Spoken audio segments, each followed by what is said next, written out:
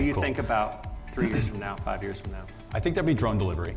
Start there. Okay. I think drones will bring food to us. You know, we talk a lot about AI, right?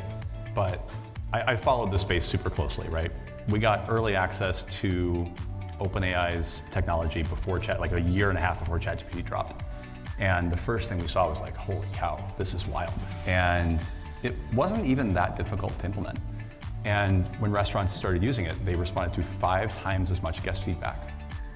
And it's getting wilder and bigger and faster. It's really fast, right? Google is in the space now and their models are very effective, right? So competition's fantastic for a market. It's kind of scary, right? Like it's really, really good and it's getting better. So we push those boundaries and we see what it's capable of.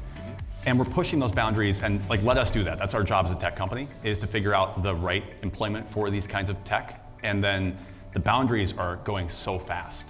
They can take in more information at once and reason about it all at once now than they could a year ago, to where it opens up new possibilities.